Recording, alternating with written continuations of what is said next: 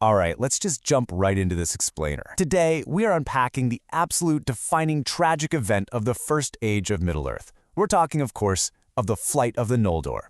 This is the story of how grief and just unchecked, toxic pride completely fractured a once unified elven people. It's a tale packed with profound beauty, unbreakable promises, and as you'll see, catastrophic loss. You know, have you ever made a promise in a moment of sheer, blinding rage that you instantly regretted but you just couldn't take back? Well, that is exactly the human, or in this case, elven, emotion at the very core of our story today. To really wrap our heads around how the theft of just 3 jewels could plunge an entire world into literal centuries of war and sorrow, we have to look at how quickly a wounded ego can justify doing the unthinkable. So let's trace these dominoes as they fall. Section 1. The Darkening and Theft. Our chronology kicks off in a moment of absolute, terrifying darkness. This is immediately following the destruction of the glowing 2 trees of Valinor by the Dark Lord Melkor and his monstrous spider ally Ungoliant. In a flash, the blessed realm has been plunged into an endless night. And the immediate aftermath brilliantly illustrates the crazy dichotomy of this exact moment. On one hand, you have the Vala Yavanna making a completely selfless request. She asks for the Silmarils, these 3 hallowed, luminous jewels crafted by the masterful elf Fëanor, so she can revive the dead trees and literally heal the world. But Fëanor? He selfishly refuses. He basically looks at the Valar and says that if he has to break his greatest creation, he will break his own heart and be slain. He places his personal masterpiece above the healing of the entire realm. But honestly, before anyone can even process his refusal, messengers burst in with new, horrific tidings of evil. A blind darkness had breached the northern stronghold of Formenos. Melkor had slain Finwë, the king of the Noldor and Fëanor's deeply beloved father, spilling the very first blood in the Blessed Realm. And the absolute kicker for Fëanor? All of his hoarded jewels, including those irreplaceable Silmarils, were stolen. Driven absolutely mad by the agonizing grief of losing his dad, Fëanor curses Melkor, literally naming him Morgoth, the black foe of the world, and he just flees into the night.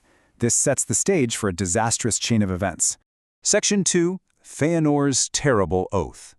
Now, what's genuinely fascinating about this next phase is how Fëanor takes his incredible grief and weaponizes it into this undeniable charisma.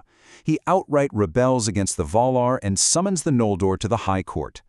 He returns to the city of Tirion, and standing there in the torchlight, he delivers this fiery, madness-laced speech that forever changes history. He cries out to his people, "Say farewell to bondage, but say farewell also to ease. After Morgoth to the ends of the earth, war shall he have and hatred undying." He is actively persuading the Noldor to abandon the Valar, who he basically blames for failing to protect them, and to pursue Morgoth all the way to Middle-earth to take back their light using their own power. And then comes the crucial point, the real point of no return, a chilling, unbreakable blood oath sworn by Fëanor and his 7 sons. With their swords drawn, shining red in the glare of the torches, they vow to pursue with vengeance and hatred to the ends of the world. Vala, demon, elf, or man as yet unborn, literally anyone who should hold or take or keep a Silmaril from their possession. They are calling the everlasting dark down upon themselves if they fail to keep this promise.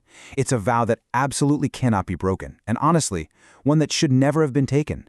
Notice how incredibly fast this one passionate speech causes a complete domino effect.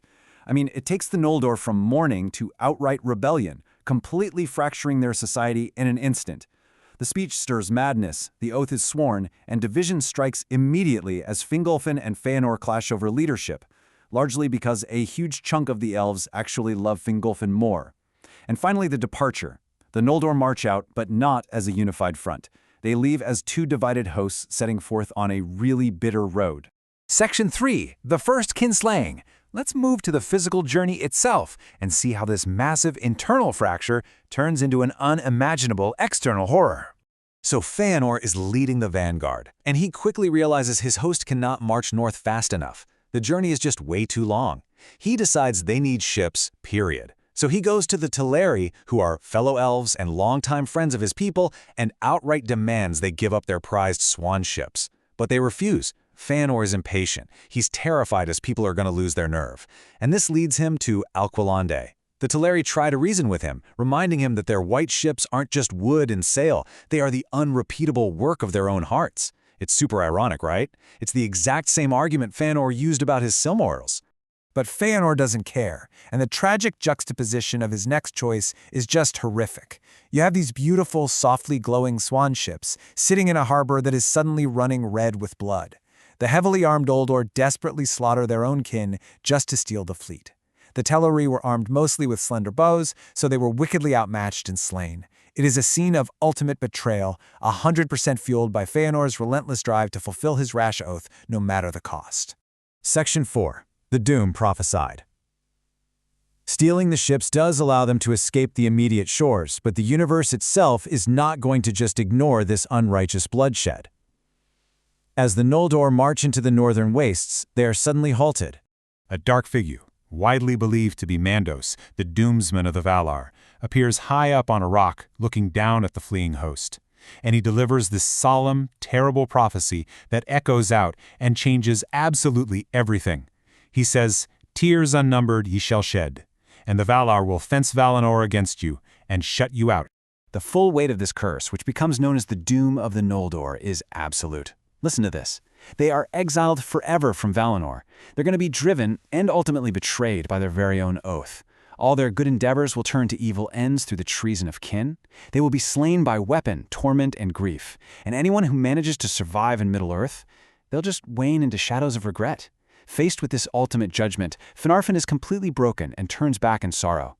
But Fëanor, he just hardens his heart, and the bold, fiery Fingolfin refuses to turn back, committed to the task he promised his people. Section 5. Betrayal at the Ice. So, the main host pushes on. The momentum of this tragedy finally brings them to the Helcaraxi, which is this narrow, incredibly treacherous strait of clinging mists and grinding, clashing hills of ice that connect the continents.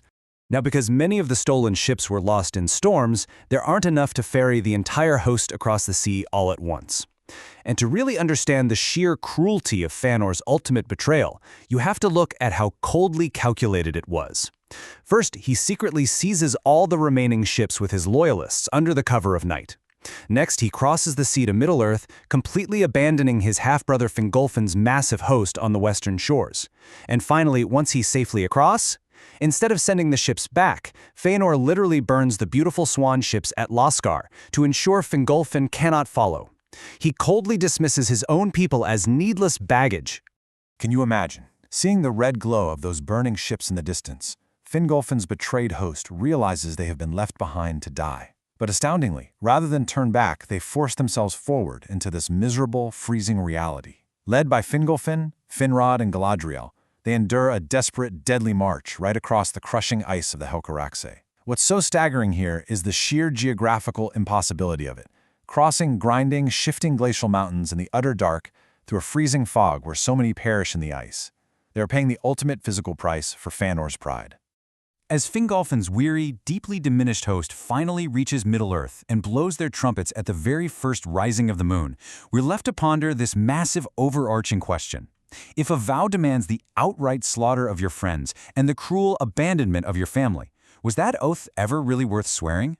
As we wrap up this explainer, I want you to consider how quickly toxic pride and a hasty oath can destroy a world, turning the greatest creations of light into the longest shadows of grief.